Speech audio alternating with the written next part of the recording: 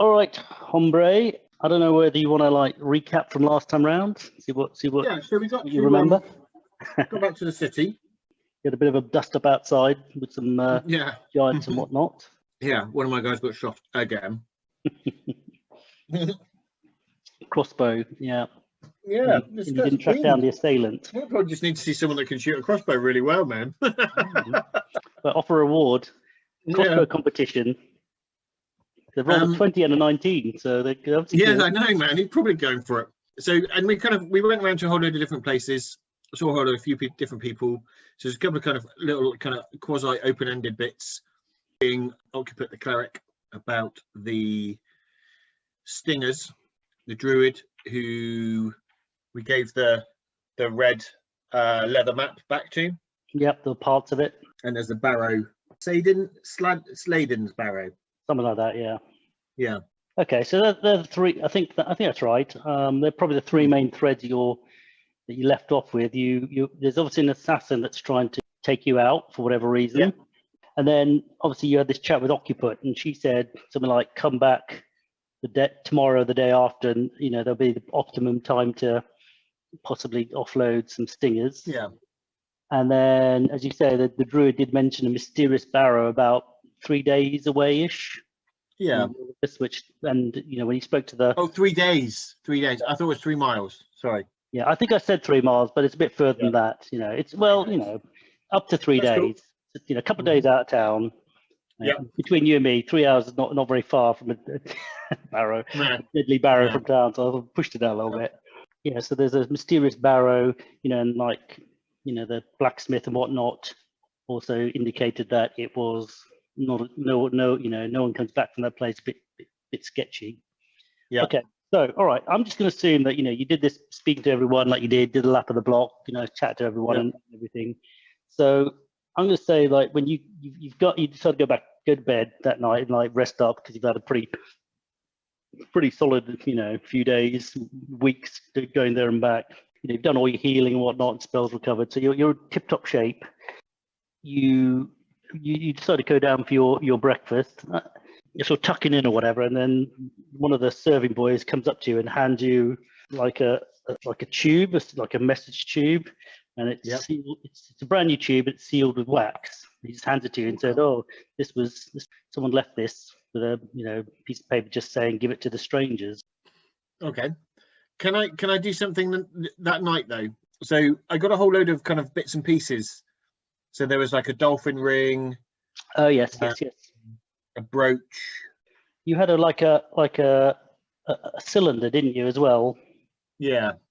The dolphin ring, cylinder, and the brooch, and the sort of amber brooch thing. Yeah. So can I do like detect magic or something on those, or just try and work out what if there is anything kind of? Okay, so let's just like you've got pretty hardcore magic. Oh, and there was a giant cod piece from the from the boys just outside, and I think there was a no, there wasn't. There was something on his necklace, but that smashed, didn't it, when we left him up, I think. Yeah, that's right. I'm just going to roll for all of them individually. Roll 4 times. So roll for the cod piece. Don't roll under 5. Is this on a D20? Sorry. Yes, please. Yep. 13. Okay, so you're pretty confident this is magically enhanced studded leather armor. Okay, cool.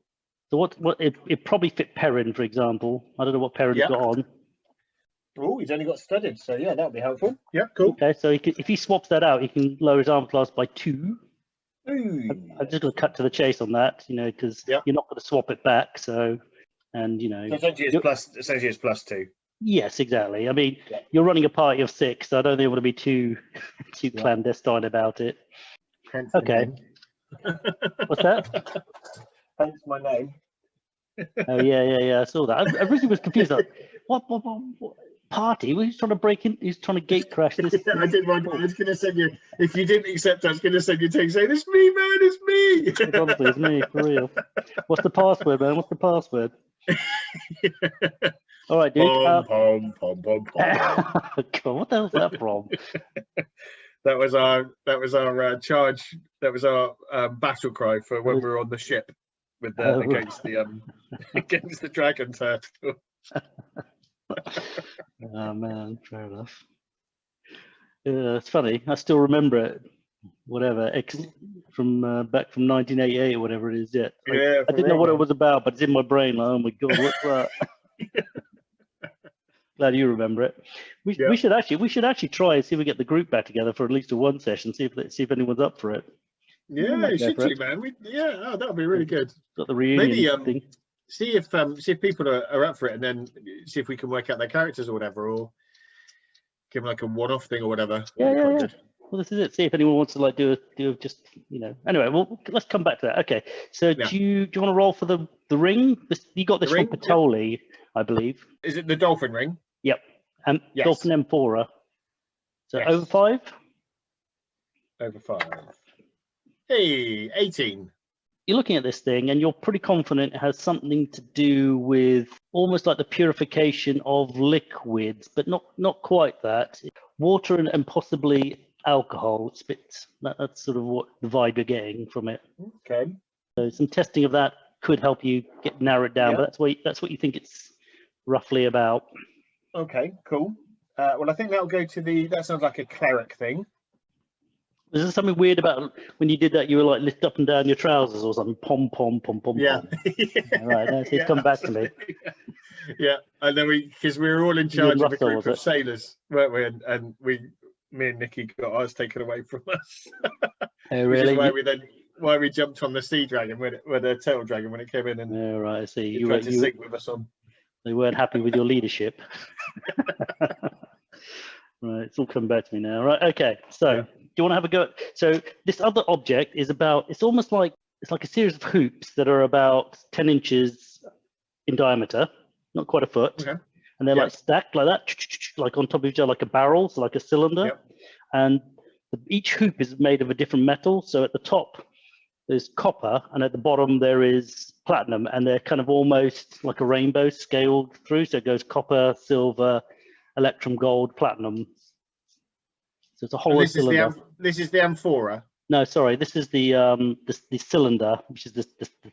Oh, the cylinder. The third object. Yeah. Okay. So I'm rattling through it a little bit. Yeah. So cylinder. It starts off.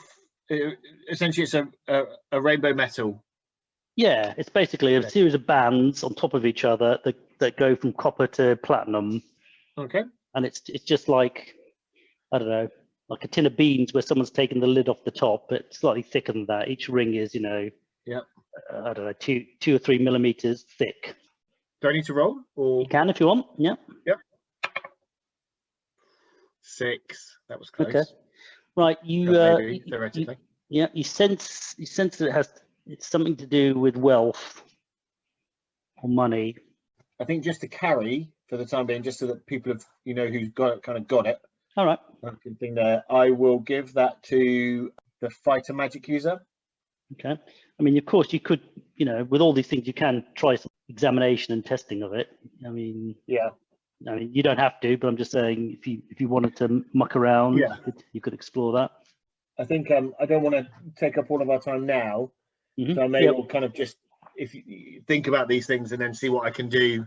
Let's take that offline, and we can retroactively say it happened the night before. So if you've got any more questions about it, we'll say, this is what happened that night. When you did these tests, you learned X, Y, and Z. Was there anything else?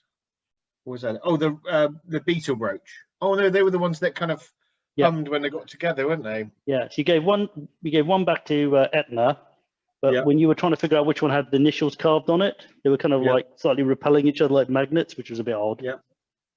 But you still have one. Okay. So you found one. You've given him one. So I think that just again, more so that you're just aware of who's got it. That will go. I think Haynar can have that one. Okay. Who's the lower level fighter? Okay. And remember, when you showed this to the cleric, no, the druid, he seemed to think that was like one of the icons shown on the map. Sladens. Yeah. Yeah. Well, on the toadskin map rubbing. Yes. That's to do with what he thinks is below the ant hive, and he was sort of thought it was related to that. Okay, do you want to cut back to breakfast? Yes. Yeah, please. All right. So as I said, you've handed this sealed tube, message tube. Looks like, the sort of thing you'd get a private communications, by fast horse and things. Okay. Now, just go on. Yeah, no, it's fine. No, go on. No, it's all right. Yeah. I thought you were going to give something. Well, I was going to say something. All right, I'll just say it because basically, when you first came into this adventure, this was like quite a long time ago now because we've been playing it on and off for a bit. Remember, you guys were like running from the main town for some reason. So I was just going to bring that back in case you've forgotten. So it's not impossible. For example, the assassins are related to that and not something within the town or blah, blah, blah. No, to be honest, I kind of figured it was still kind of quasi related to that. Although how they got to the town before us initially, I wasn't quite sure, but whether that was just true. But you were going cross country and you didn't know where you're going. So, whether it was slow or whatever. And I'm just throwing it out, trying to throw it out there. And this is why I mentioned it because this is the sort of tube you might expect to go by fast horse from a town like that. It's a bit, it looks slightly out of place for this town, but it definitely seems to be for you. So I think we'll get just before we open it or anything like that at all. Just because we have had a whole load of stuff happen to us. I will just see if there's any kind of obvious kind of traps or anything like that at all on it or things there. So give me a percentile. What is your detect traps anyway for, I presume, Perrin? You certainly don't detect any magic on it, put it that way. Yeah, I think it's 55. Okay. Oh, I better roll it. Yeah, I was going to say, you'd probably roll that one in. Okay, well, he looks at it and he just says, oh, well, it's hard to imagine how this is trapped. Do you want me to open it? Yeah, why not? So we'll open it, but open it so that not open it and look in or anything like that at all, but open it and kind of pour it down just in case there's something on there that springs out or anything like that at all.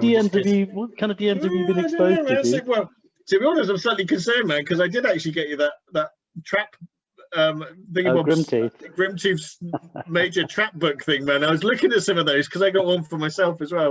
I was looking at some and going, oh, what have I done? What have I created? Not created, but I'm pretty sure you were evil enough as it was before. Yeah, when I used to mainly keep those on my shelf to get you guys worried, but still. Okay, so he goes like that, and a perfectly norming seeming piece of paper's in there, and it appears to have something written on it. Obviously, it's curled up, so you can't really read it very easily. The bartender sort of comes sidling up like this, and he seems to be kind of unusually loitering on your shoulder. Yeah. So we'll order some probably. I think probably the elf will have a flat white. There'll be a few so with mocha choccacino or something, I don't know, whatever. So we'll order some coffees or whatever just to get him away and think. Right, yeah, okay. So you order some brews, okay. Well, you've come to the wrong town for mochachinos. And, okay. And written on this scroll is, I have the information. I have information. Please meet me. Tell no one. The father. Oh, and you say it was just one of the serving boys that brought it over? Yeah, he just said, I found this morning. And it just said something about, a little note tagged on it said for the strangers or something. Yeah. And are there any strangers in town? Do we recognise it at all? Well, I don't think you've seen any, apart from maybe the dwarf. I don't think you've really seen anyone's handwriting, but it's legible, a bit crude, but it's not glaringly bad or anything. I'm not entirely sure we asked him for anything, but Etna was the father of the daughter that died in the hive. That's true. With the amber brooch on the thing there. So, and he owes you a favour, doesn't he? I suppose if he. Yeah, I guess so. I'm not entirely sure we asked him for any information though. But whether he thinks that he's found any. So I guess kind of from just kind of mulling stuff over, as I say, mostly because it's just me and not kind of having other people to kind of chat to and stuff like that. So looking after the kind of the younger guy. Sounds a bit more cryptic for a druid, but I don't think anyone else. I mean, the only thing you think father might be the priest, but that she's female, isn't she? Occupant. That's I kind of quasi ruled her out for that. I don't imagine her kind of thinking herself as a father of kind of a flock or anything, because she doesn't seem to care that much about anybody. According to the blacksmith, she keeps to herself and doesn't do any sort of ministering or whatever you call it. Yeah. seems a little bit out of place. So yeah, so I think people have seen us kind of going around the day before to lots of different people, just kind of being there. So I think we'll probably stay together. Just I think because people have seen you walking around together, haven't they? I think maybe they know about the crossbow, so they probably think that it wouldn't be seen that unusual, probably. Yeah, seeing that there's a guy that's willing to shoot us in broad daylight on a thing and see a thing there, then the chances are, if we kind of split up and do bits and pieces kind of individually, then that's kind of maybe a slightly higher risk unless there's something that we need to do kind of really clandestinely. When you were coming into town, you were pretty open targets, probably a little, pretty predictable where you're going to come through the front gate. So yeah, there's kind of not really anybody else that I would put down as the father, unless it's the druid. Maybe coming out the tavern might be a choke point, but but absolutely. No one's probably going to know where you're going. But yes, you're right. If there is an assassin lurking, you might find a cushy spot to hope you'll come past, but you might be waiting all day. So I don't know. Yeah. So I think just kind of all being together just to kind of help ourselves out in other bits and pieces anyways. And then, so what I'm not going to do is just go straight to Etna or anything like that at all. So kind of like over the period of the day, just go and visit a few people, say hello, other bits and pieces, see if there's anything that kind of people kind of need or we can help with or anything like that at all. Okay, so even if it's just, all right. So you sort of take a bit of a circuitous route around the place and for real, just seeing random people. So I mean, I'd quite like to see the blacksmith again, see if he's got anything kind of worthwhile, if he's got anything kind of really high, highbrow stuff or anything like that at all. No, if he's got anything. He's just he's good at repairing stuff, but he doesn't have anything that he could help you with. Just seeing, and then kind of we'll stop by Third Guide, so the head of the watch, just to kind of see if he's heard anything about this assassin or anything. He didn't seem that interested before, but we'll just kind of ask anyways. Yeah, I'm going to say it's about 10 in the morning, so still reasonably early. You've sort of trotted around, you're early risers, you've done a bit of mooching around the market. He doesn't seem particularly pleased to see you again. He makes references to keeping your nose out of trouble. You leave it, he's a professional and you're freebooters. He floats this like allegation that somehow this assassin is like some sort of like orchestrated thing that you may have like brought upon yourself for some reason, which I think last time you pointed out seemed a bit illogical that you bring assassins wherever you go to try to kill you. Is his surname Trump, perchance? Just making up fakes yet. So I mean, I guess one of the things to ask in the market, is there anything? I mean, I understand entirely. I think this is a fairly kind of outback town. It's not got much there really, to be honest. But essentially, I'm just looking at it. Is that we have got quite a lot of money from all of this. So is there anything kind of that we could be looking for that's kind of slightly better that might help us in any adventures? So yeah, this is probably the wrong town for. Wrong town for that. Although you could buy some more sturdy boots for your cleric, because they did fall apart on the wilderness, and you had to use your mend spell twice. Oh, I did, didn't I? Yeah, nice one. Yeah, well, indeed. Yes, we'll get some nice sturdy boots for the cleric. Yeah, for real. I forgot about that. I'll have to find another reason if it goes wrong. You can't be the boots this time. All right, should we?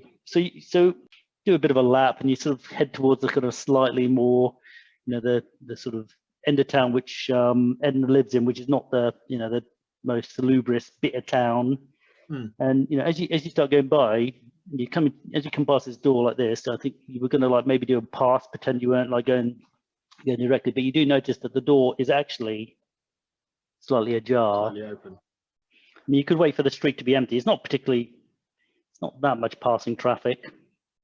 No, I think what we'll do, I think just in view of, just from the little discussion that we had there, and I think just because we're outsiders, and so we'll kind of grab someone that's walking along the street and kind of go, does that normally leave his door open? We would come around just to see how he was doing. We brought brooch back from his daughter saying his door's ajar. Does he normally do that? Yeah, there's not too much passing traffic, but there is one you know, one kind of urchin that comes past, one kind of slightly older guy that's coming past. But when you try to catch his arm or something, he just sort of he doesn't seem to be interested, and just sort of like, you know, whenever you've been in this town, you've always got the kind of impression that, you know, everyone's a little bit kind of sour on outsiders, even though you may have just quasi helped them.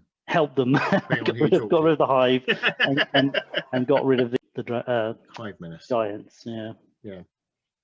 Oh yeah, and the giants as well. Yeah. Okay, cool. Okay, well, I think we're gonna have to. Let's kind of go in and see what's going on. Okay, so when you go in, this place looks like it's been fairly badly trashed, and there's basically blood everywhere. Well, no, let's take that. It's not. There's blood everywhere, but it's in slight disarray, but not that bad. I mean, it's strange. It's almost like pretty like everywhere, strangely everywhere, but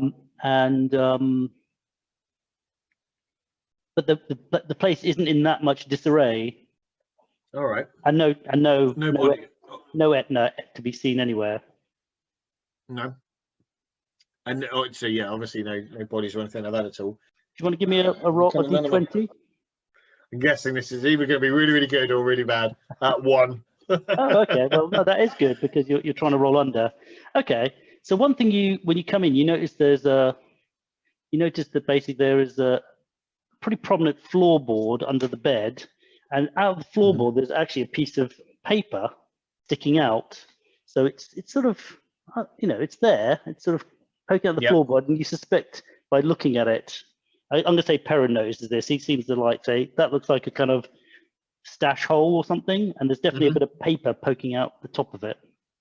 Okay, so we'll have a look at that. We'll check it for traps, just in case. Oh yeah, I better roll. Yeah. Okay.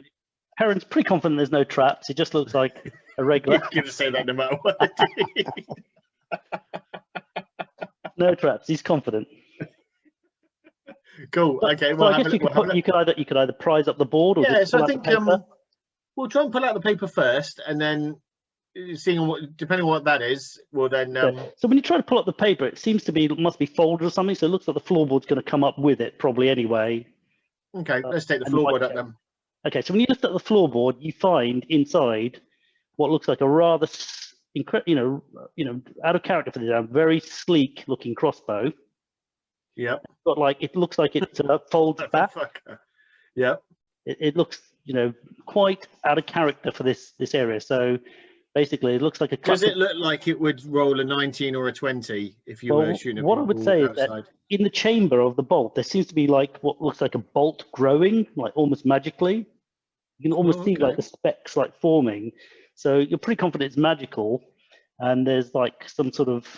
It almost looks like every certain amount of time it regrows back a kind of a projectile of magic quality. I guess, are you going to, you don't have to, but you're going to inspect it some more? Yeah, absolutely. Okay, so you inspect it, and under the sort of trigger guard, you notice there's a plate, and on the plate is a black octopus holding like a pentagram. Is that anything that we've recognized from before at all?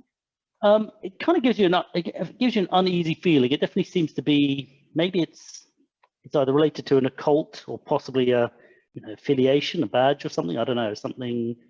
It doesn't look just decorative. It's a little bit kind of like ownership kind of thing or something. Okay.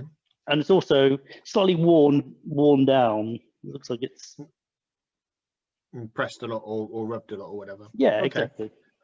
And not in a way not in a way that would happen when you pull it. But more kind of like just a totem almost. Yeah, basically, or a rosary.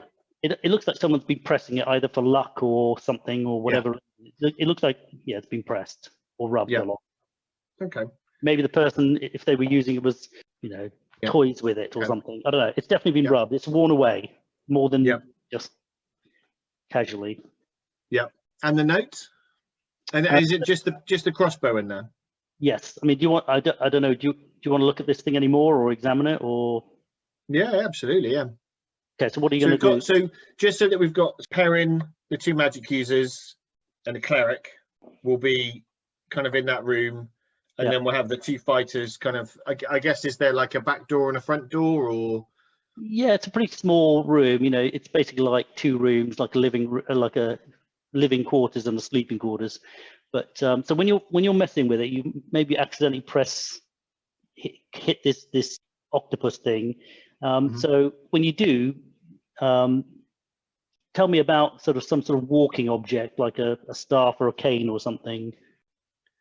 So I guess like almost like a marching stick or something. Okay, so when that pops into your mind, this crossbow just seems to transform and appear to look like that marching stick. The actual crossbow does. The whole crossbow just seems to like assume that form, almost like it polymorphs into that shape. Oh, okay.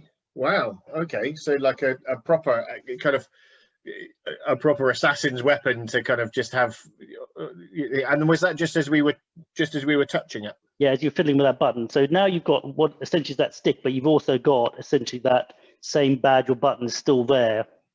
Okay, that's interesting. Okay, cool. I'll cut to chase. If you press it again, it flips into. I was going to say, yeah, I was going to say if we touch it, does it go back, or do we have to think of it? You do. Oh, I see. Yeah, I guess. Yeah, you touch it, and I guess you would think crossbow because you knew it was the opposite. So yeah, it's sort of like a mental thing. So it's sort of almost like it asks you to think about like a staff or something, and then it'll transform into that. Whereas the reverse is like on a crossbow.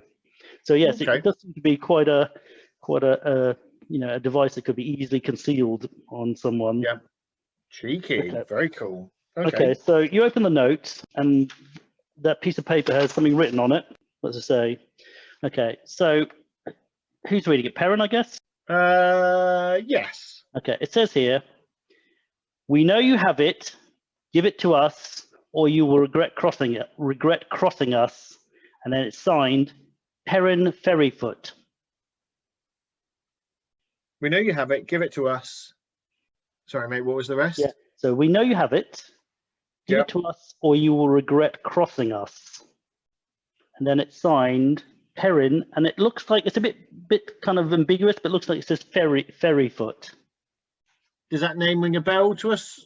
Well, well, other than obviously sharing the same name as your first name as your character, what is your character's, the other parent, your parent's name? I don't think I had a look. It's not written on your character sheet, so you tell me. No, I haven't. Yeah, no, I haven't seen that. So what's his name? Perrin Longshanks.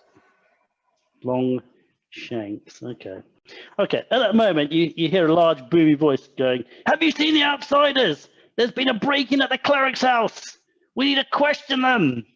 And then you hear this kind of like thundering of feet and stuff, and then suddenly the door kind of opens like this, and there's Turgite kind of like out silhouetted, and he's just like, he looks around like this, and he looks at that, and he sees like you holding this crossbow and all this blood everywhere. Was it? So that was kind of, sorry, that was what I was trying to get across on the thing there. I was going to put the fighters by the doors. Oh, okay. Okay. So that they. I guess there's slight shadowing, and there's also by this time seems to be a strange kind of large crowd of people. They've obviously been following Turgite about. They're all kind of like peering in through like this, and he kind of like Turgite kind of forces his way in like this. He's like, he's looking at all this stuff, and he's like, hello, hello, hello. This crossbow, in what configuration is it right now? Would you have folded it away? I mean, is it 50-50? I think so. I was thinking of something to try and make it kind of as small as possible to kind of so that they could carry it out quite easily. So do you think you would have had it already folded, or do you think it would have been like still open for examination? Or do you think it's 50-50 or more than? To be fair, though I hadn't said it, I was thinking I've got to have this and kind of who was going to carry it and other bits and pieces to kind of get it out. So maybe it's a little. Like a little baton, like kind of, and just kind of who's got it? So I think Perrin was getting ready to read the thing there. So I think possibly he'd given it to, let's say, the fighter magic user. Okay, that sounds fair enough. Then like put it in by the side of his pack or something, so that it wasn't fairly nondescript. Fair enough. So anyway, so Turgite's in there. His like chest is like puffed out like a rooster, and he's got his corporal next to him. And he's like this. He goes, what's been going on here? Let me do a roll. All right. And he sees this note, and he plucks it out of Perrin's hands, and he goes, what's this? We know you have it. Give it to us, or you'll regret it. Signed, Perrin Ferryfoot. I said, your name's Perrin, isn't it? What have you done with Etna? Just lost you a bit there. Sorry, dude. Right, okay. Yeah, got to your names. Your name's Perrin. What have you done with Etna? Well, my name is Perrin, but it's not Perrin Ferryfoot. It's Perrin Longshanks. Read this. What's it say there? Perrin Ferryfoot. Ah, you admit it. Ah, the assassin himself, the murderers. I knew you were up to no good. You you asked us to read what it said on there, so that's not any admission of anything in any shape or form. You so we came round to see Etna. Oh yes. After returning the stuff to his, we know Etna because we returned his brooch to his daughter from his daughter yesterday. Daughter? What daughter? The daughter that died in the Hive. You should really know this, seeing as part of your kind of town and stuff, all of the people that went off to save you guys. I've known Etna for 20 years. He's never had a daughter. Well, he had a daughter because we got the thing now. And he's like, no, there's no daughter. There was that girl for a while that lived with him. You know, the one who called him. Maybe it was her then. And but she was put out of town for acts unbecoming a lady. Oh gosh. What's that, showing her ankles? Well, a bit of petty theft, and yes, I think some petty theft, almost like Patoli. So yeah, your story doesn't hang together. I think we better go see the mayor. We can go see the mayor quite happily. He says, "Okay, all right." So you guys all march off to see the mayor, and so tour guide says, like, you know, it seems he's got, like, everyone's sort of gathered around in the town square. So there's basically about half the town gathered round, and tour guide begins to elaborate how the cleric's been missing, and he was trying to find you, and how you'd basically skedaddle out of town, and obviously had come to Etna's house and murdered him. And here's the confession signed, and in the confessions signed by Perrin Ferryfoot there, who admitted writing it. And we can't find it. We can't find Etna's body anywhere. They clearly murdered him and took his stuff, or whatever else, some other shenanigans. Well, I think in our defence, I'm not entirely sure why we'd go around to steal all of Etna's stuff. Bless him, who looked like he didn't have that much to many coppers to rub together. Considering all of the good stuff that we've already done the town and the rewards that we've had from people, there's no reason for us to go around and try to rob people and or kill them. Yeah, so the mayor's like, you know, he's got a point there, tour guide. You know, these people helped us out a lot. They got rid of the giants and they cleared out the ant hive. We've only got their word for that. He said, well, that's true. We haven't sent anyone to check it out. There is true, but you know, we do have the Queen's head. Well, yes, I suppose, but you know, we've seen the magics. We've seen the magic, that the orchestrated events outside with the floating giant. We know they've got powerful magics. And look, here's the note. It says here, right here, we know you have it. And they talked about Etna having a brooch of amber they wanted. And they said, give it to us, or you will regret it. It says it right here. So we actually gave Etna the brooch, so we didn't for his want it. daughter. We gave it to him. Yeah, absolutely. Daughter, which we all know, Etna never had a daughter. Never has. Well, we're not residents of this town, so we kind of went off of what people told us. And Etna came to us when we first got here in the pub where we were, and he actually came in to see us. So I'm pretty sure the landlord will be able to corroborate our story there. Asking about the thing. Okay, so the mayor says, well, okay, normally this would be, you know, a case for the magistrate in Bristol, but you know, these people, Bristol, yeah, which is where you fled from, yeah. And he said, but I genuinely believe these people have meant us no harm, and they've done us so much good. It seems incredible they would have murdered Etna, but it's true, no one can find him, and there's blood all through his house. So what I propose is that we have a hearing in the town square, and we will settle the facts. We'll have a jury of 8 independent people from the town. All we need to do is allocate a judge, and I think we should give the these adventurers their own legal counsel. And I think there's only 2 people in the town. I can't do this because I feel that I'm not independent, but I think there's only 2 people that we could recommend for either post. And one is Turgite, and Turgite goes like this, draws his fingers, and Gaster. Which would you like to represent you legally, and which would you like to be the judge? Since I think it's only fair to give you a fair crack. So who would you like to be the judge? Turgite or Gaster?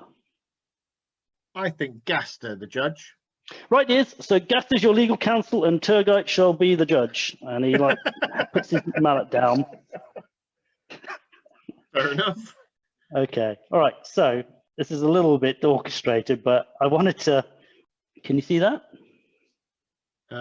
Yes. Oh, hello. Yep. I love your things that you do for all of this, man. I know. I'm sorry. I could have just cut to the chase. It's a little bit of a stitch up, but I kind of wanted to test out this Hex Flower. So, yeah. So you ready for an intro? Yes. So this one is law and justice / injustice. So it's a Hex Flower, like a mini game for resolving a trial by jury. Yeah. So it's the same sort of methodology. You start in the middle this time, and you roll 2d6. You're trying to get to innocent, which is 19, or you're found guilty if you get to 1. The only thing is that if you're innocent, the Hex Flower has trends. So because you're innocent, the evidence should steer you towards innocence, right? Yeah. But if you're guilty, it would be more likely to go the other way. But of course, there's the random element of the dice. Yeah. Obviously, if you start at 11, you roll 2 6s, you'd be found innocent quite quickly, right? Yeah. But that might not happen. And these are the events that happen during the trial. Yeah. So 1 is guilty, and 19 is acquitted. Now, the only thing I would say is that you can have some points. So because you killed the giant and the ant nest, I'm going to give you 1 repute point, which you can spend whenever you like. Yeah. So you got 1 repute point, which you can spend. So like if you rolled, say, a 12, you can spend your repute to move it to 10 or 7. Now, Gaster. 10 or 7? Well, sorry. If you're at square 11. Oh, yeah. And you rolled a 12, that would send you directly down. Yes. Yeah.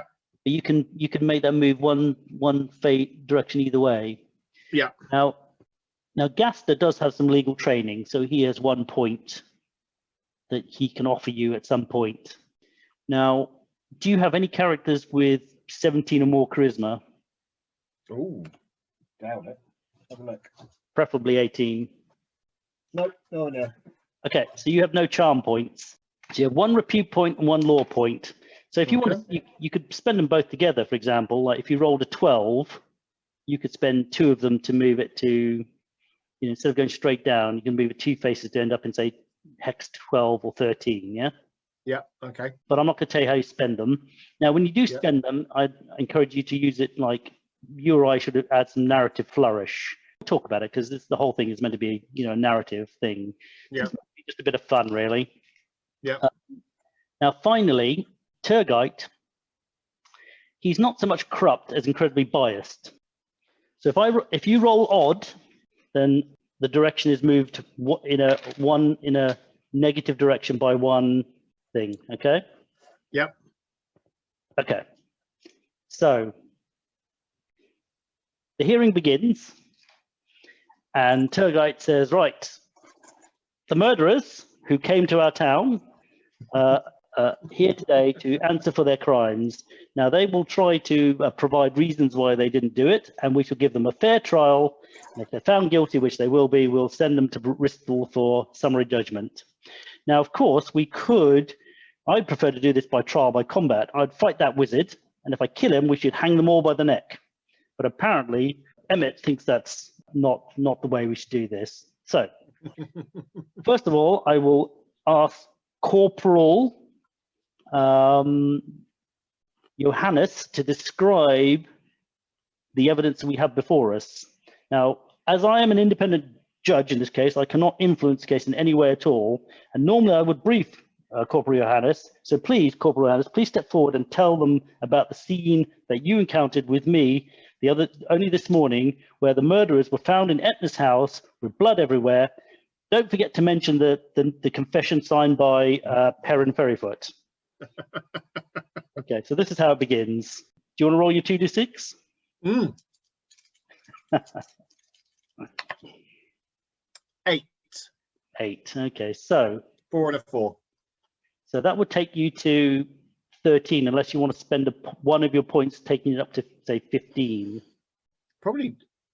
Yeah, I think I will actually, to be fair.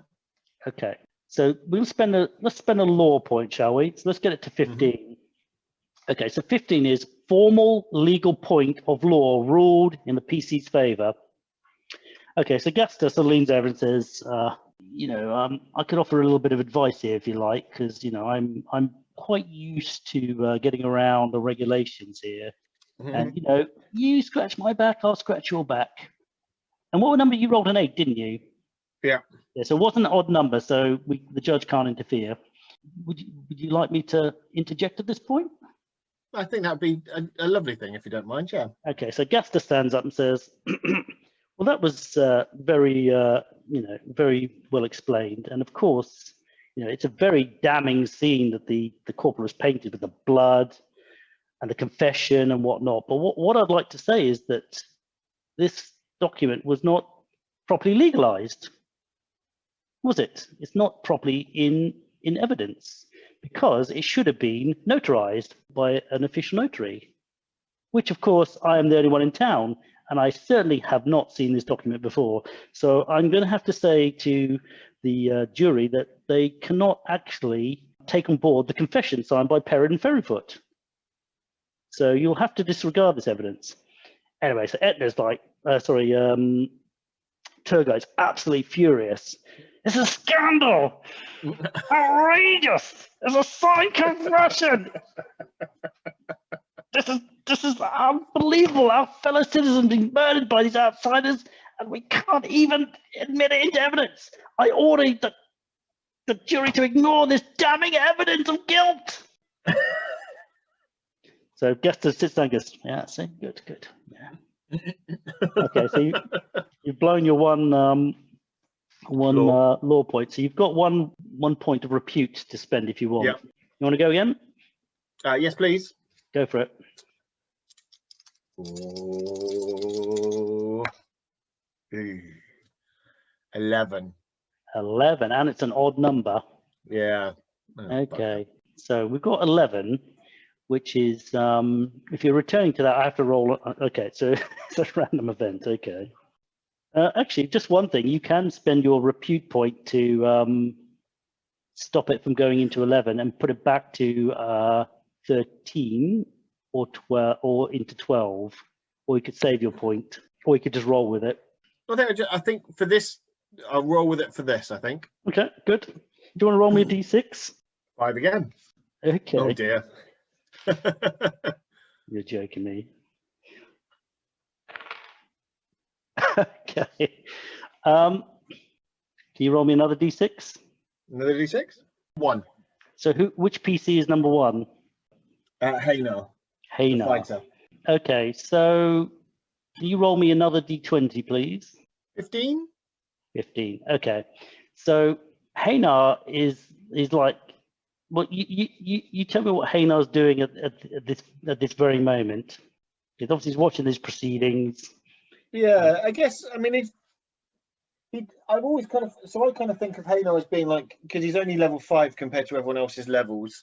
So I kind of think of him as being like slightly younger. He's not that intelligent, or he's got like 9 wisdom, 10 intelligence. So he's kind of not the sharpest tool in the book. He kind of can hit stuff relatively well, but that's kind of the stuff that he brings is kind of just being a little bit of muscle. Okay. So I think at the moment he's still kind of, as I say, and I kind of have him as being relatively young compared to everybody else. So kind of, I think he's slightly bemused by the whole thing and kind of not quite he's kind of just I think probably a worried little bit kind of frustrated with how he's being portrayed after everything that he's done. All right, so he's getting a bit annoyed by this, and he just kind of like goes like this with his like metal gauntlets because he's really annoyed. And right at that moment, this crossbow bolt comes zipping in, ricochets off his gauntlet and goes up into the air. Holy crap! What's going on here? Turgo's like, order, order!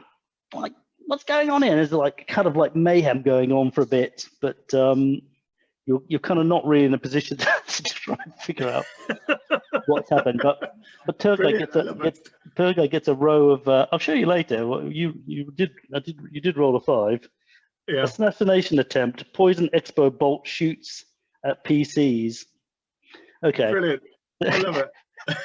The Turgo arranges a series of guards in front of you with shields, help protect you, and he does actually apologize and say, "I'm sorry about that. I don't really.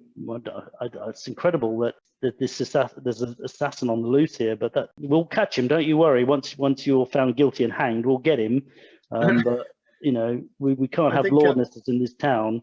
I got to say, I think we'll make quite a big thing of this. Is the 3rd time we've been shot at by someone in this town. Yeah, right. Fair enough. I would say that you gain an extra repute point because you've managed to survive a 3rd assassination attempt, and Turgot's feeling a bit guilty that you've. So you've now got what? You spent your 2 law, but you've got 2 repute now that you can spend. Well, you've lost the law point, but you had 1 repute before, but now you've got a 2nd repute. Cool. Okay, lovely. Thank you. You're 1 for being saving the town, and 1 now for nearly being assassinated. Yeah. Again. Okay, give me 2d6. You're back in the middle. 7. Ah, good. So we're 7's odd though. But odd. Yeah. You know what? No, well, that's up to you to spend your repute. I was going to say Turgot feels a bit sad for you, but he doesn't. So unless you're going to spend a point, I'm going to pick one of these.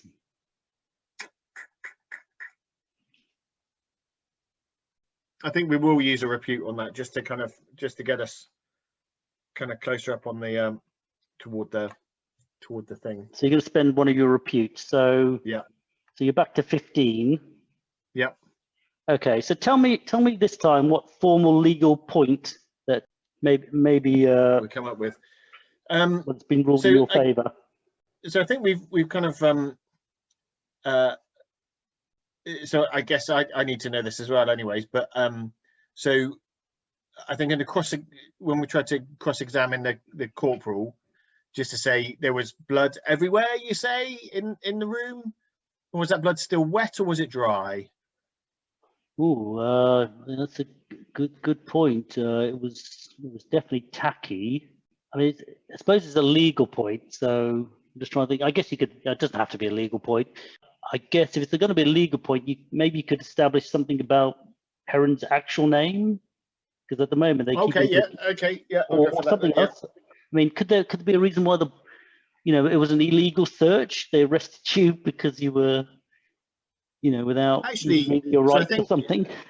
When we were asked to if we could read the note, that's not been admissible. Yeah. We weren't given any option. So we were asked to read what the name was on the thing there, and that apparently was our guilt because the guy's got the same first name as me. So that's not my surname. Is not. And so, do you have proof? Do you have proof that your name is not Ferryfoot or Berryfoot? I got my labels on the inside of my shirts and stuff. I mean, I guess you might have other correspondence on you, maybe, or Yeah, I guess. Oh, actually, we had to sign the contract with Gastor to go to the thing. So yeah. Okay, so we'll pull that out. You pull that out, and everyone looks at it. But we do remember the signature was everything was a bit fainted. But you probably used your own ink on that. So there's a little discussion, and they finally admit that actually you have legally established that your name, with beyond reasonable doubt, is not Ferryfoot, but in fact Longshanks. which it doesn't even sound like it or doesn't even look like it. Yeah. Turgite finally admits that the jury should definitely actually ignore this piece of paper because it doesn't appear to be you. And in fact, he almost seems like he's softened a little bit now because he's clearly thought you murdered him, but he's clearly not convinced. But I think in his own mind, he sort of thinks that this seems out of place. I mean, he might secretly be harboring the fact that you maybe added the fairy foot afterwards or something to disguise yourselves. Perrin fairy foot, or something. But pretty clear that the jury now are like thinking, oh, actually, that doesn't really hang together, does it? That's not. It doesn't quite appear to be right. Okay, so we're in 15 now, so you want to roll 2d6? Actually, how did you? I guess with your repute, you used a repute point, didn't you? I did, yes. So, in what way? I guess you might laid on thick about your. About how we went to the Hive and signed in all good conscience to kind of. We signed the contract with Gaston. Gaston? Yeah. Oh no, Zarot. Zarot was the contract to clear the Hive out. The dwarf. Oh, it was, wasn't it? Yeah, but anyway, yeah, you signed this contract that showed that you had the intention to do it, and you did do it. Yeah, to help the town, and just to I mean, obviously to things. So yeah, and Zarot says yes, I saw. This is definitely the signature. And so, what did you roll? I actually rolled a 6. Oh, perfect. And it's an even number, so Yep. I can't bend it. And you have a point to spend anyway. So okay, this seems to be like now pretty conclusive. Like there's a bit more toing and froing and whatnot, but it's become perfectly apparent. It seems that whilst Etna is missing and there is blood everywhere, and no one can find him, there doesn't seem to be enough conclusive evidence that you guys had definitely done it. And so Turgite asks the jury for their opinion, and they say that they do not find there's sufficient evidence to find the murderers guilty, and so they can go free. So Turgite is like this with his fingers. I'm watching you, and one of our citizens is dead, and the cleric's missing. So it's very suspicious, and we're having all these crossbow bolts firing all over the place. So all over the place, just to us. That's what I'm going to say. Just to us. Okay. So please watch out for us by not letting assassins have a go at us. Please, we'll ask for that if that's all right. Okay. And so Emmett rushes up to you and says, "Oh, I'm really sorry, but we have to let the legal process go through. I believe in you guys because you've definitely helped the town. You killed the giants and cleared out the ant hive, and I will get Turgite to get to the bottom of this issue with the assassin. This is scandalous. So I'm really humbly apologize. And I think the assassination attempt on you during the trial was, pretty. I think that convinced the jury that you couldn't possibly be involved in this. This is clearly some tricky business going on. Although we never had any trouble in this town until you turned up. I will give Turgite that. Yeah, I understand entirely. I think whether our presence here has just made people slightly concerned that their nefarious business might be uncovered, so they're going above and beyond what they would normally be doing to kind of hide their stuff. Possibly, I don't know, but yeah, we're as bemused by all of this as I guess you are. Yeah, well, I guess so. And Mayor says, I hear you had a note this morning. What was that all about? Maybe this probably should have been in the trial, I suppose. What was all that about? Yeah, maybe, but I think so we had a note delivered to us by the serving boy at the pub, just asking it to be delivered to the strangers in town, and we thought it was quite odd, but that's why we happened to be around in the thing there. It said, "I have info. Please meet me. Tell no one. The father." That's curious. Turgite would probably read that negatively, so probably don't show him that. But yeah, okay. Yeah, very curious. Okay, well, you are free to circulate in the town, but I suggest please keep your, keep your noses clean. So it would be very good not to have any more problems. Yeah, well, we'd certainly try not to. I think, to be fair, we did try to get someone to come in with us into Etna's place, but he just ran off. So, which was a bit of a blow, almost as if it was planned. But, Fair enough. Right. Okay. So where are you going next, dude? Anyway, sorry about that. I wanted to test this out. So I don't know. What do you think of the? I liked it. That was good fun. And again, I think with all of it, it's us trying to make up bits and pieces. I guess. Yeah, just kind of having those kind of thing there is very, it works on so many different levels, I think, doesn't it? It's a good thing to kind of just have. Quite good fun. I think basically I can imagine there's so many times like you might have like a situation where the PCs might be on trial, and then even if they're found guilty, they're put in jail, and then there could be a jailbreak and all that kind of stuff. I think it kind of gives like a bit of narrative.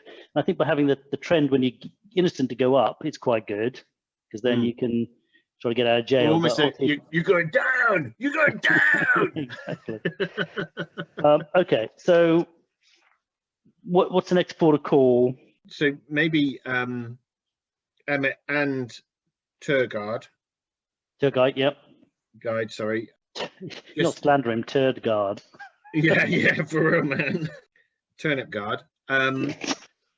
So we'll be as honest as we can with them. We just say, look, when we're here before we went off to the Hive, Occupant the cleric, I presume that's the one that's missing, yeah? Yep. Well, isn't in her temple at the moment. Yeah. Did ask us for any kind of strange animal bits and pieces that we did find. So we were going to visit her today. Yeah, well, maybe she might be back, I suppose. I mean, it was a bit odd if she was missing and people got alarmed, but maybe it's nothing. Is it worth someone going with us so that we don't get, if there is, just Turguide want to come with us, or one of his corporals or something? Well, I mean, you're sort of free to go about town. You might look like you're being chaperoned, and I'm not sure the guard want to spare anyone to chaperone you, but you're certainly free to go visit. You can maybe leave her a note or something if she's gone on one of her regular escapades. Yeah, for real. It is suspicious. I mean, Turguide seems to think it's unusual. Yes. Okay. Cool. So we will just say, look, we're going to go around there. Leave a note. Yeah. Okay. Things. Fine. I'll have a word with Turguide. I think he's overreacting, so I'll tell him to calm down. Yeah. So he trots off to presumably find Turguide, who seems to be like thundercloud over his head. He doesn't seem to be too happy how the trial turned out. Where did the bolt go? It went straight up. That's why I was rolling randomly to see what would happen to it, because I thought it might actually skewer someone in the ground, which would be unfortunate. So it hit his braces, and then just kind of went up. I see. You want to try to recover it? Yeah. I don't know. I mean, you might recover it from wherever it went or not. There was a lot of people around. Some kid might have picked it up or something, I guess. So if you can, I mean, I guess the only other thing is, I'm guessing we would remember what the bolt looked like from the two that planted themselves deep in us. I kind of presume it. Well, presumption mother of all muck-ups, but presume it's going to be the same type of thing, but just to compare it to the crossbow bolt that's kind of growing in. True. I mean, the bolt itself looks fairly standard in the chamber, but kind of fairly nondescript, almost deliberately nondescript, perhaps. But I'm going to say the chance of finding it would have been pretty slim. So even if you did find it, but the one in the chamber was similar to the one that tagged you when you first came into town. Put it that way. Okay. So you think this might have been the weapon that did shoot you? Occupant? So, yes. All right. So you trot off to her sort of like mini temple, whatever it is, house thing. And it's a slightly strange building. It looks like it's part of the old town, if you were. It's probably an old temple that People weren't using in the past, but she's now taken it over or whatever. It seems to be, there's some newer buildings and older buildings. This looks like it could have been part of the original bit of town. So you've been there once before. You go in and it's strangely empty. And I would say emptiness in a kind of odd way, because yes, she's not there and clearly not there, but you remember there being a lot more stuff about. It seems to be like there's a little bit weirdly cleared out, as if you sense that this is not just, she's left for the afternoon. Something weird maybe is happening here. Okay. Want to snoop around? Sorry. Yeah, absolutely. Yeah. Okay. Can you roll me a d6? I'll roll one as well. 2. Okay. So you look around for a while, and you reach under the counter. You find what looks like a short sword that's been snapped off. Yeah. And it seems to be, for a short sword that is snapped off, it seems a bit of an odd weapon to be in a cleric temple. Yeah, temple. Does it look like it's just snapped in battle, or does it look like it's like being deliberately kind of snapped to represent something, losing favor, or? Mm-hmm. Okay, when you pick it up to take a closer look, and it looks pretty good weight and heft for someone of short stature like a halfling. It's actually almost like a dagger now because it's so snapped. When you look at it, you can just see like a faint, almost like twinkling of the outline of the rest of the sword. Mm-hmm. And like if you kind of go like that with your hand, it sort of it almost feels like it's tickling you. It's sort of almost like part of the weapon is not there but there. It's strange. In a different phase. Yeah, exactly. Okay, cool. Well, we'll 100% take that. Okay, so who's going to have that? Presumably Perrin, because it's dagger-sized? Yeah, I think so. Yeah. Okay, roll me another 6-sider, and I'll roll 1 too. 6. Okay. So when you were mucking around with this thing, you spot basically what you pretty confidently think must be a secret door. Okay. Because being seasoned adventurers, you're quite good at these sort of things. Yeah. Will fart. Okay. Doesn't see anything. Yeah. Perrin is absolutely certain there's nothing to fear here. He's never been more confident in his life. Brilliant. Yeah, we'll give it a go. See what happens. Okay, so you pull the door open and you see some steps that go down, and they seem to spiral around. So it seems to be a sort of broad sweep. So you can't quite see what's that. You can't quite. Well, that's not true. No. All right, I'll revert that. It's just a staircase that goes down, but it's reasonably dark. But there is what looks like a lantern hanging up on the side, on the inside of the thing, that looks like it would easily light, and you could go down, for example. Okay. Okay, yeah. I think I've not got enough people that have got infravision or anything like that at all. So I think we'll light and then make our way down. Okay. So you trot down the stairs like this, and in front of you, so this looks strangely like, I say, it's the old part of town, and this seems to be like almost like a grotto or something. In front of you, you see 3 archways. And above each archway, there's some sort of like symbol, which you don't really recognize, but they seem to be kind of, they're very faded, almost humanoid, beetle, reptilian kind of shapes. So 3 archways, and each archway next to them has almost like a little mini archway next to it at about, waist height. So big archway, little pocket, big archway, little pocket, and the archways don't appear to go anywhere. And the pocket looks, you can put your fist in it, sort of like that almost. Okay, yep. Yes. Interesting. And have they all got different beasties above them, or just the same type of ones? They're sort of thematically similar, but slightly different. And also there's an altar in the middle of the room as well. So the altar, as you come down the stairs, altar in front of you, these 3 archways. Okay, and nothing else. Okay, well, you sort of look around, and behind you, against the reverse wall as you came in, there is almost like a pentagram. And hanging from the points of the pentagram appears to be the flayed skin of an elf. Ooh. And it's very gently kind of dripping blood into like a trough. Yeah. Okay. So still fresh.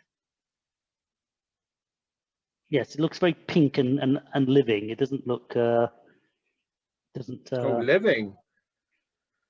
Ooh, that's unfortunate. yeah, it's basically quite pink and yeah. And you can Does touch it look I to suppose. be true elven, or kind of are there human kind of features to it? Okay, we take a closer look, and you know, particularly the face, and you're pretty confident this looks like occiput. Oh dear. Oh dear. Unlucky occupant. Anything missing from it? Is it the whole skin there, is it? Pretty much, yep. It's a very neat job. Hmm.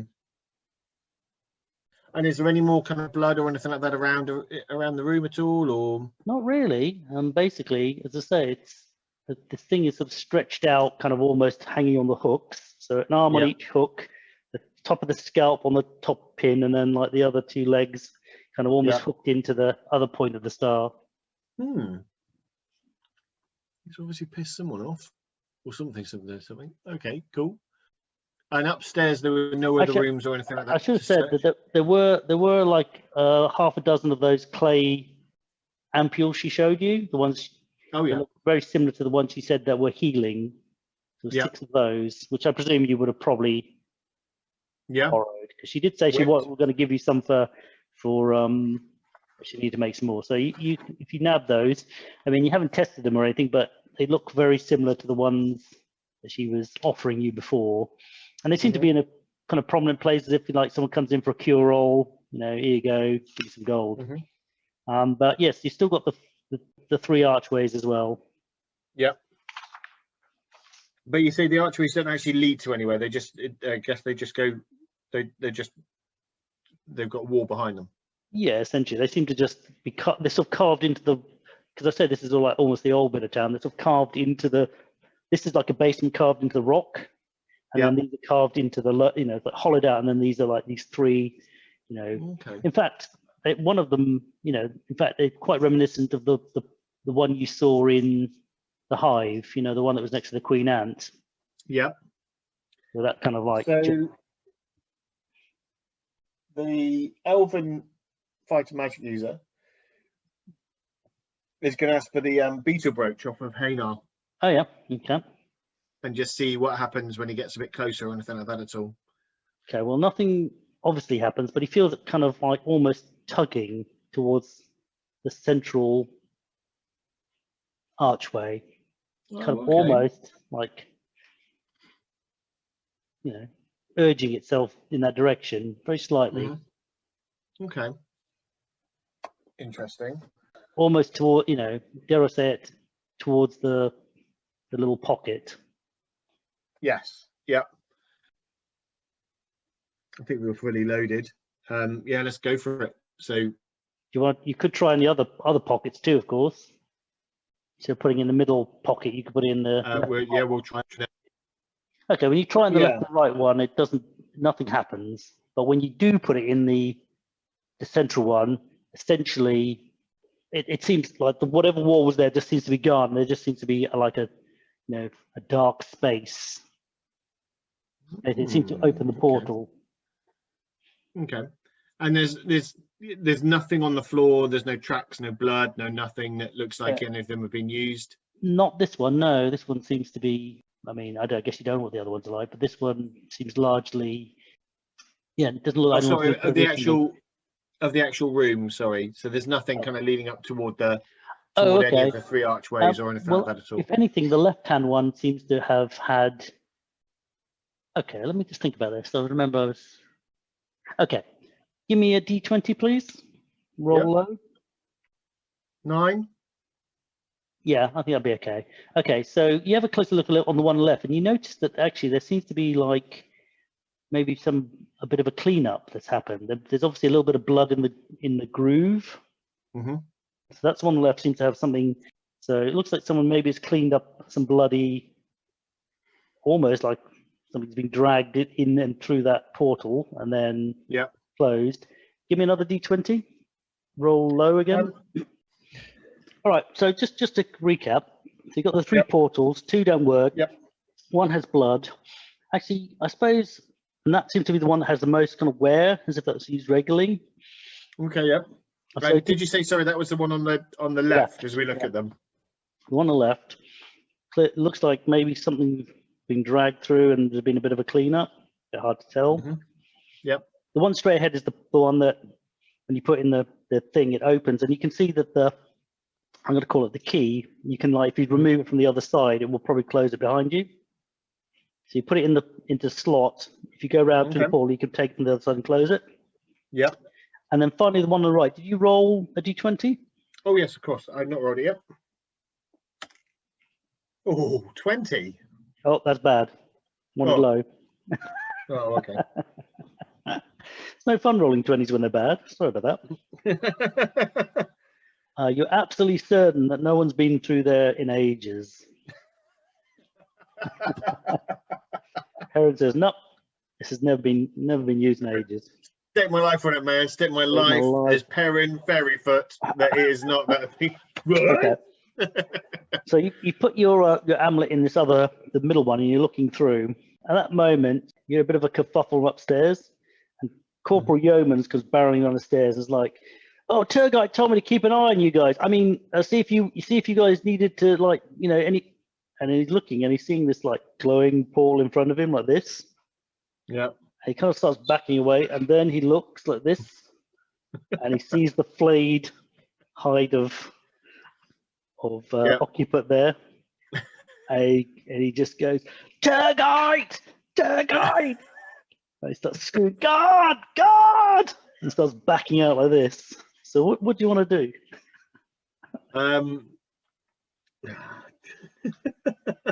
We're just gonna go through and then take the brooch out the other side. Right, yeah, okay. So you go through the door, and you see that. I assume you got that lamp with you. Yes. The lantern. Okay, so that lantern turns out to be essentially an eternal flame. So if you extinguish it, it stays out, but if you light it, it keeps going. Okay. Okay. I guess it's not a terrible time to have a break, because it's nearly 11 o'clock. So we can either talk about what's happening, or I could give you a bit of an introduction to what's happening next, or we can just pick it up next time around. Yeah, I think let's just chat about what's happening and stuff there. That'd be quite good. And just So yes, it didn't look good. You've just been acquitted of the murder of Etna, who's mysteriously disappeared. And as soon as you've been acquitted, the town guard has now discovered you with the flayed hide of the cleric. Yeah. Yeah. So yeah, we can either talk about that, or we can talk a little bit more about these things you found, because you would have had time to look at them. That's up to you. Now I wonder, didn't you have a thing of riches that a magic item that you made as part of your? Yeah, my what's it called? My Master's Hoard. Yeah. Yep.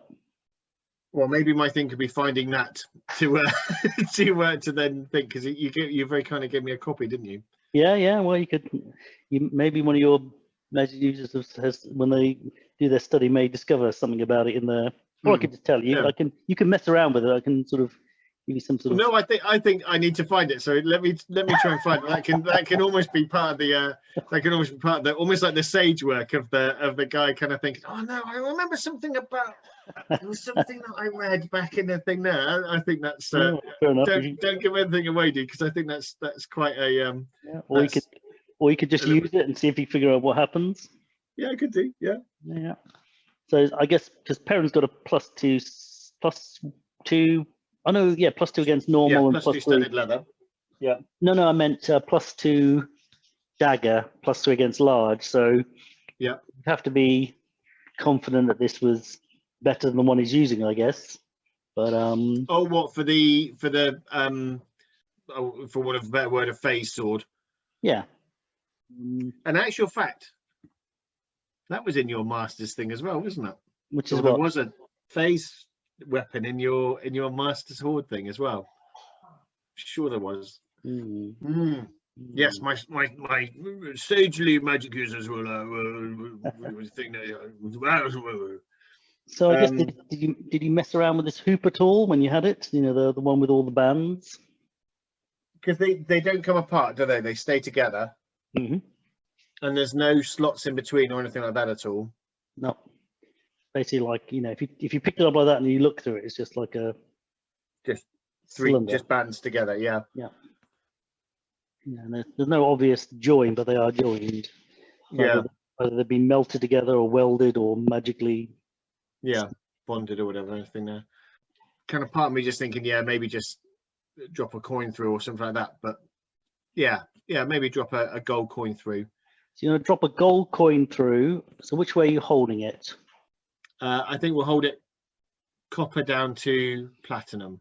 Okay. The last thing it passes is the platinum. Platinum. Okay. Okay. Well, you drop that one gold coin through, and it disappears. It like goes down, and you can just see it falling. But when it hits the gold, as it enters the platinum one, it just seems to disappear. I guess you could try more. Yeah. So we'll try a silver. Same direction. Okay. It also you're doing one corner at a time, are you? Yeah. But it disappears. Oh, as it silver level? About this, yeah, as it between silver and electrum, it seems to disappear. Yeah. Okay, cool. I don't remember if you took a bunch of copper from the giant, the ogres. There was a bunch of copper there, wasn't there? Loads of copper pieces. I don't know if you don't roll with copper, too high rollers for that, are you? Well, shit, I think you'd always have some, wouldn't you? Just if you're just buying various little bits and pieces and stuff. So I guess you could throw a handful of them in or something, or maybe kind of turn it upside down and then try it kind of platinum upside down to copper. Okay. All right. So when you drop your platinum in from the copper end, it out of the bottom falls like all these copper coins. Quite a big bundle of them. Oh, okay. Is it essentially a coin sorter? So we turn up the other way and drop all of that copper back through the other way. Okay, so you drop the copper back through, and I reckon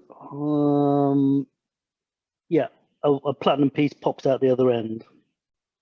Okay, cool. So this is taking place in the room the night before, yeah? Yeah. Okay. I have to think on that. You have that casket of 2,000 gold coins from.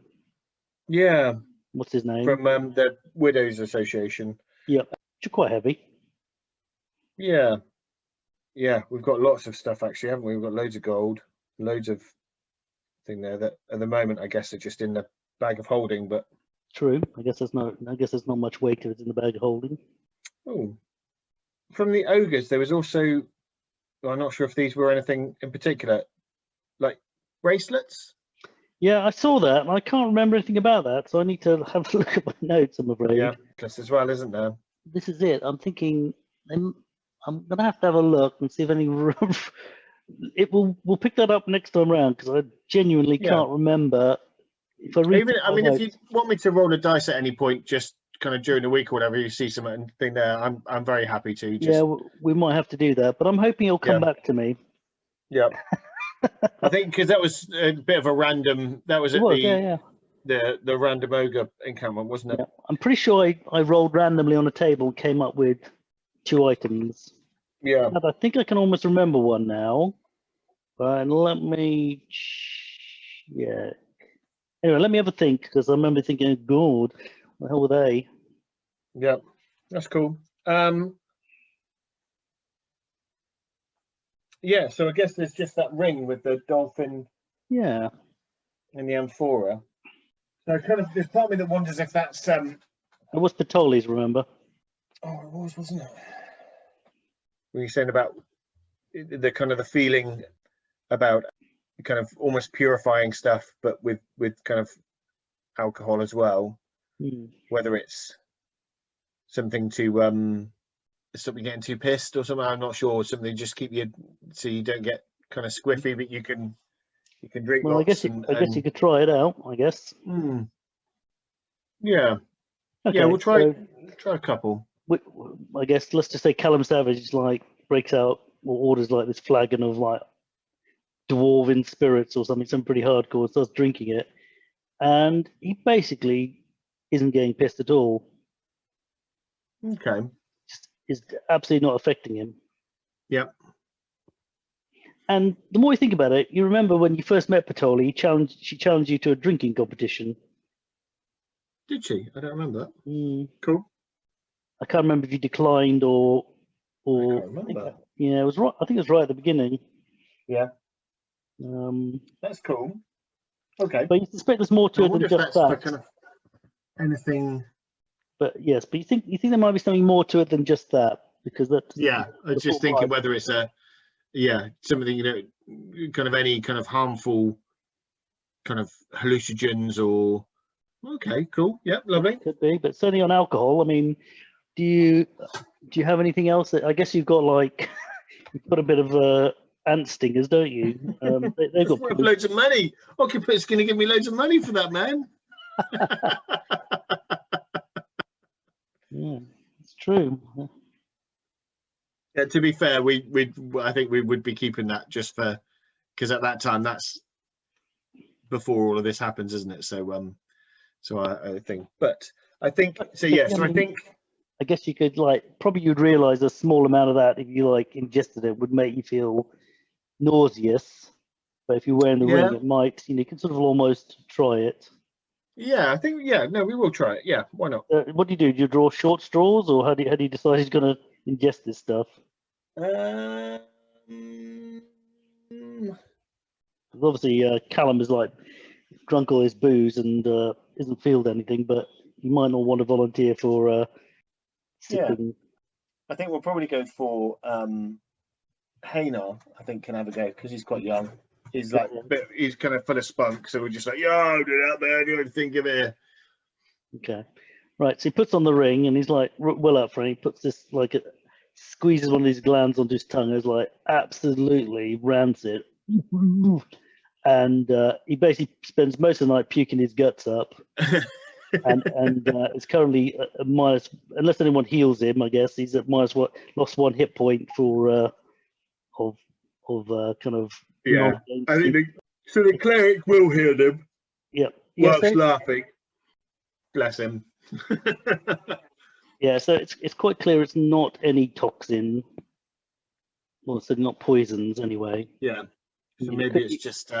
Could be just alcohol or intoxicants generally, stimulants or something. Kind of, I was going to say kind of, stimulants or kind of recreational stuff.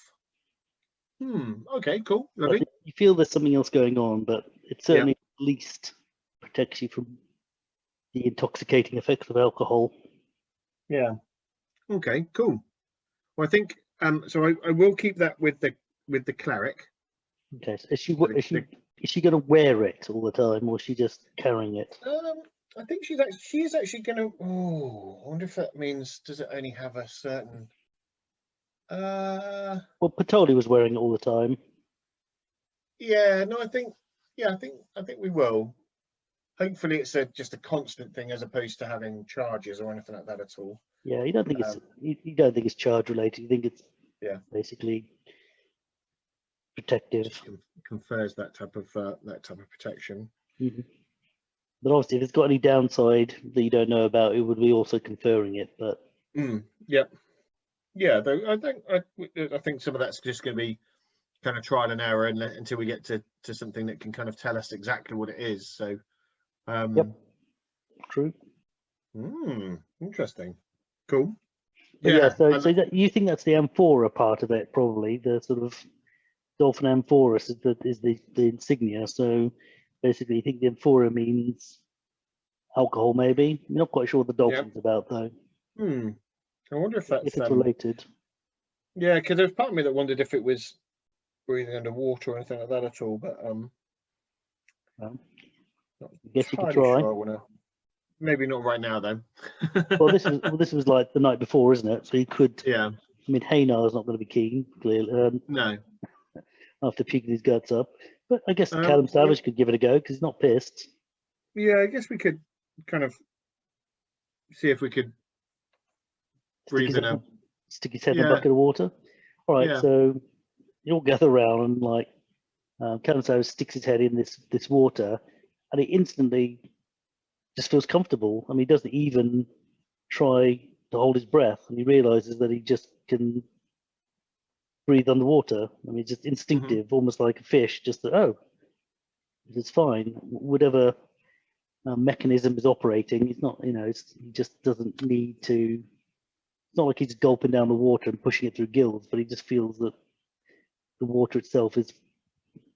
You know, I guess what I would say is that as he's got his head in the bucket of water, it's almost like a bag of air over his head because he feels like he's depleting the oxygen in it, but. Oh, okay. Yeah.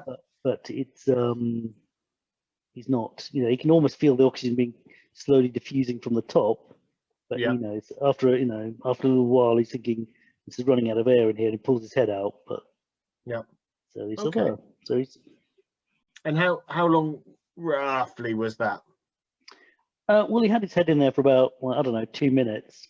You know, you'd think that if you were, say, in a river or the ocean, it wouldn't be an issue because there's enough air. But it's just, I think. Oh, sorry. Oh, okay. Sorry. Yeah. Okay.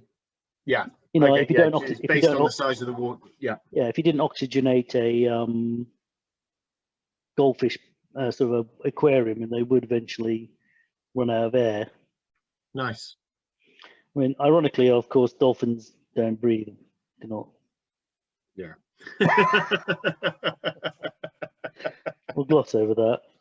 But Yeah. then again, maybe the person who made it was maybe saying you can be like a dolphin, be in the ocean. Maybe.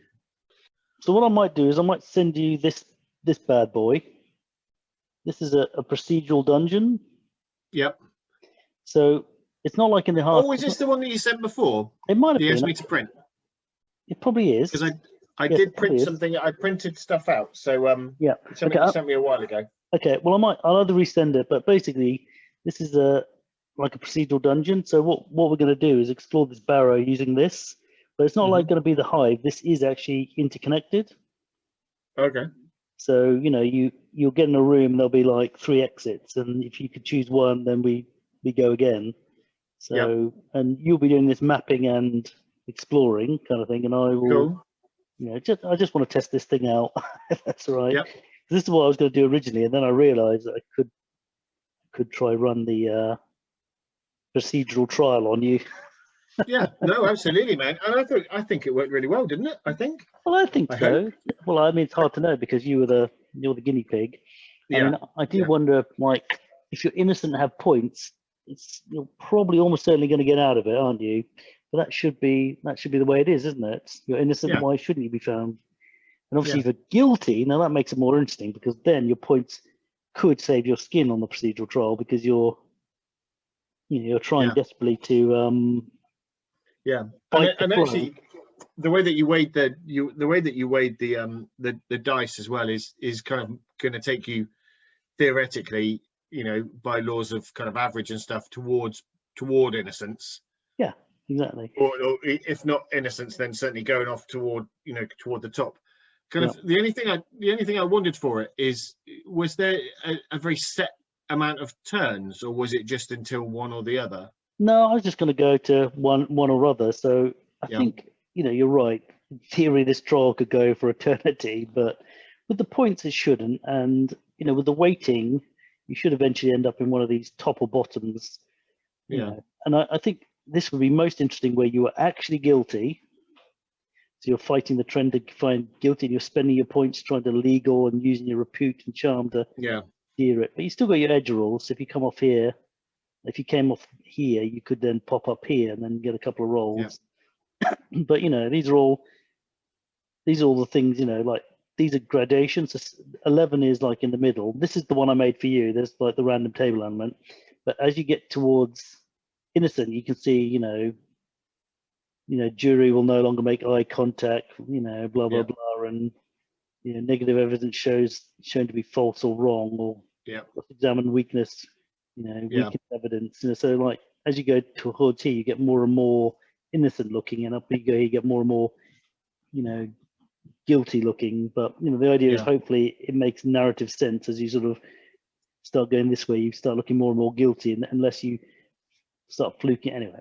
It's just I thought a fun thing to do for a procedural trial that isn't just you know, where there's a bit of randomness in it, twist and turn. Well, because the only, as you say, I think the only thing that I did think, just because obviously there is the chance of it kind of just going on and on and on and on and on, until you get to one or the other, is kind of almost whether you kind of say, look, there's a limited time. True. Limited amount of turns to it, and then if you're kind of above, then you're kind of innocent. But there may well be other things where actually, you know, as I think as you did, you know, if you get to the fully innocent, proved innocent, couldn't be any more godly, that actually people, you kind of almost has that reverse effect of the trial when actually you become like a local legend or something like that. But then if you're only just innocent, then the cops might still stop and search you all the time and stuff like that. Or if you go on the guilty phase, apart from being like really guilty, you might still be, you know, you might have to do community work or you know, go on a penance thing, or you know, or do something kind of there. So kind of rather than having that, like the two kind of complete opposite things, we're having kind of graduations between the two. Yeah, no, that's fair. That's a good idea, because as you say, you know, quite often you get the people like they weren't found guilty, you know, but everyone thinks they're still guilty, you know. No smoke without fire, especially not a Rizzo. Rizzler, yeah, of course, particularly in Rizzler. Yeah. Brilliant, I love it. But yeah, I mean, to be honest, the trend should be quite strong. It should eventually drag it. But you're right, because I have one that's like a sea voyage, and you know, I say, if you've got a competent captain, after 10 turns you will get to the place if you don't get there sooner. You know, you don't want to be at sea. You know, if you don't have a competent captain, you're like a bunch of like freebooters who can't sail a boat. I might say tough shit, you might be at sea for 30 days.